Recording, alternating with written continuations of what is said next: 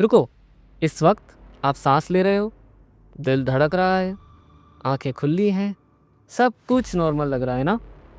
अब मुझे ये बताओ, आपको पता है कि एक दिन ये सब बंद हो जाएगा? मृत्यु एक ऐसी चीज़ जिससे कोई नहीं बचा, ना राजा, ना फकीर, ना ब्रह्मचारी और ना ही गृहस्थ। लेकिन यहाँ एक इंटरेस्टिंग सवाल है, उसके बाद क्या होता है? आज हम उसी टॉपिक पे जाएंगे और मैं आपको सिर्फ कहानियाँ नहीं सुनाऊंगा, मैं आपको वही बताऊंगा जो लिखा है गरुड़ पुराण में, श्लोक नंबर के साथ, प्रूफ के साथ, वो सच जो हमारे ऋषियों ने हजारों साल पहले लिख दिया था। नमस्कार दोस्तों, स्वागत है आपका डेली जी के सनातन में, जहां हम सनातन धर्म के उन रहस्यों को खोल कर रखते हैं जो शायद आपने कभी स्कूल में भी नहीं पढ़े। और मैं हूं आपका दोस्त। और आज का एपिसोड ऑनेस्टली मुझे जब लिखा था मैंने, तो बड़ा डर लग रहा था, और इस डर की वजह है आज का टॉपिक, यमराज की अदालत।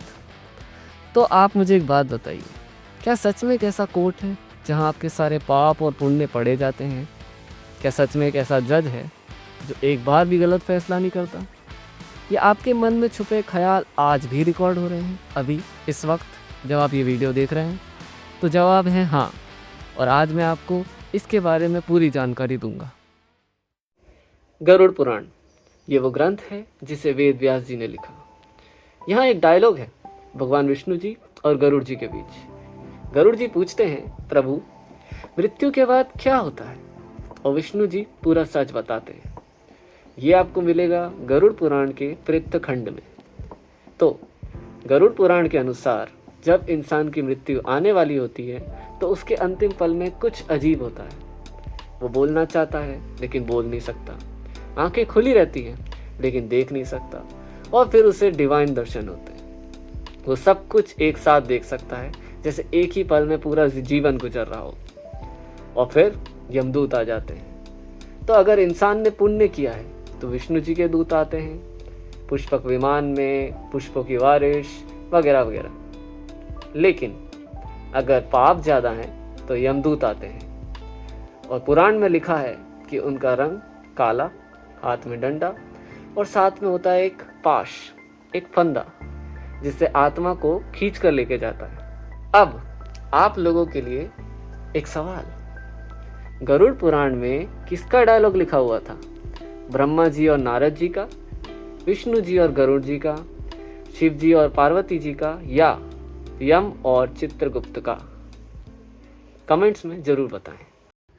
ठीक है, तो आत्मा शरीर छोड़ देती है। अब पहले 13 दिन ये वो फेस है जिसे गरुड़ पुराण में प्रेत योनि कहते हैं। मतलब आत्मा अभी भी अपने घर के आसपास है, वो अपना जलाया हुआ शरीर देख रही है, वो रोने वाले लोगों को देख रही है, लेकिन उन्हें छू नहीं सकती। सोचिए ज़रा, आप खुद अपने लास्ट राइट्स देख रहे हैं डार्क स्टफ। अब इस फेस में फैमिली की जिम्मेदारी शुरू होती है। गरुड़ पुराण में क्लियरली लिखा है, हर दिन पिंड दान करना चाहिए। एक एक दिन एक एक अंग बनना सूक्ष्म शरीर का रूप बनता है, और 12वें दिन तक एक नया सूक्ष्म शरीर कंप्लीट होता है, एक हाथ की उंगली जितना छोटा। इसका आपको सोर्स मिलेगा गरुड़ पुराण के प्रेत्य खंड पिंड दान रिचुअल्स में। फिर शुरू होती है 348 दिन की यात्रा। हाँ, 348 दिन। यमलोक की दूरी है 86,000 योजनास, और आत्मा हर दिन 247 योजनास चलती है। अब चेक करो कितना हुआ, 348 दिन हुए। हाँ, अब इस रास्ते में आते हैं 16 शहर। हर शहर में यमदूत हैं, और जो पापी है उसे वो भयंकर पीटते हैं, मतलब एकदम पीटते रहते हैं लेकिन जो पुण्य वाला है उसके लिए ये राह आसान होती है। फैमिली के पिंडदान उसे एनर्जी देते रहते हैं इस पूरी यात्रा में। इसका आपको सोर्स मिलेगा गरुड़ पुराण के चैप्टर ऑन जर्नी 16 सिटीज में। अब आपके लिए सवाल, गरुड़ पुराण के अनुसार यमलोक की यात्रा में कितने शहर आते हैं? 7, 12, 16 के 21? कमेंट्स में जरूर बताएं। अब आते हैं एक ऐसी जगह पे जिसके बारे में शायद आपने सुना हो, वैतारणी नदी। ये नदी यमलोक के दरवाजे से पहले मिलती है। गरुड़ पुराण और विष्णु पुराण में दोनों में इसका जिक्र है, महाभारत में भी और स्कंद पुराण में भी इसका जिक्र है। और ये नदी सिर्फ एक नदी नहीं है, जो पुण्य वाले हैं उन्हें ये नदी अमृत जैसी दिखती है, एकदम क्रिस्टल क्लियर, दिव्य। जो पापी हैं उन्हें ये खून से और मैले से भरी हुई दिखती है। 100 योजन लंबी ये नदी उन्हें पार भी करनी पड़ती है बिना किसी मदद के। गिरते हैं, तड़पते हैं, लेकिन ये छोड़ के नहीं जाती।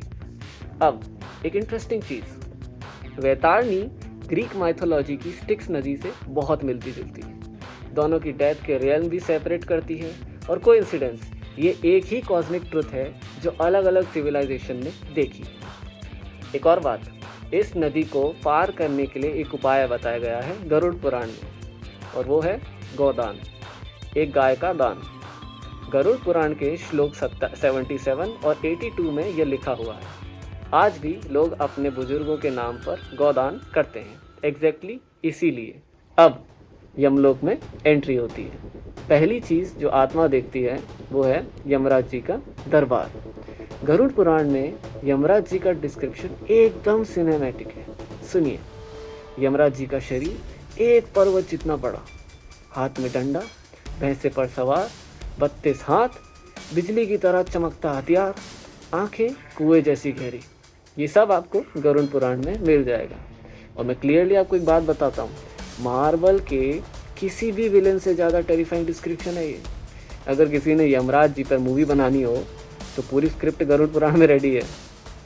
हाँ, लेकिन यमराज सिर्फ डरावने नहीं है, उनका दूसरा नाम है धर्मराज।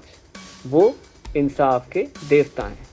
गरुड़ पुराण में एक लाइन है जो मुझे पर्सनली बहुत हिट करती है, Yama deals equally with the fool and the learned, the beggar and the wealthy and the weak and the strong. कोई वीआईपी पास नहीं है, कोई सिफारिश नहीं, कोई पीआर नहीं। यमराज की कोर्ट में सिर्फ आपका कर्मा बोलेगा। यमराज के दाएं तरफ बैठे हैं चित्रगुप्त। और यार, चित्रगुप्त की कहानी खुद एक अलग एपिसोड की हकदार है। सीधा सुन लो। एक बार यमराज ने ब्रह्मा जी से कहा, मैं अकेला इतने करोड़ करोड़ जीवात्माओं का हिसाब नहीं रख सकता, मुझे कोई मदद चाहिए। ब्रह्मा जी गए 11,000 साल की तपस्या में, और जब उन्होंने आंखें खोली तो सामने खड़े थे चित्रगुप्त, हाथ में कलम, दावत और एक हाथ में किताब। ये आपको मिल जाएगा यम संहिता अहिल्या कामधेनु चैप्टर 9 में। ठीक है। अब ब्रह्मा जी ने कहा, तू मेरे शरीर यानी काया से निकला है, इसलिए तुझे कायस्थ कहा जाएगा, और तू मेरे मन यानी चित्त में छुपा था, इसलिए तेरा नाम होगा चित्रगुप्त। और गरुड़ पुराण में एक और धमाका फैक्ट है चित्रगुप्त ही पहले इंसान हैं जिन्होंने संस्कृत स्क्रिप्ट का उपयोग किया। वो राइटिंग के इन्वेंटर हैं, भगवान ब्रह्मा के डेटा के गॉड हैं। ठीक है। अब चित्रगुप्त के पास है एक किताब जिसका नाम है अग्रसंधनी। इसमें लिखा हुआ है आपका हर काम, विचार और बोल। हाँ, सिर्फ काम नहीं, आपके विचार भी। अगर आपने किसी को हर्ट करने का सोचा, वो भी रिकॉर्ड है। अगर आपने किसी के लिए दिल से दुआ की, तो वो भी रिकॉर्ड है।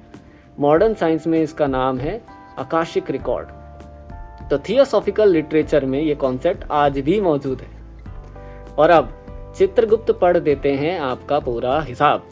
यमराज के एक और हेल्पर हैं, श्रवणास।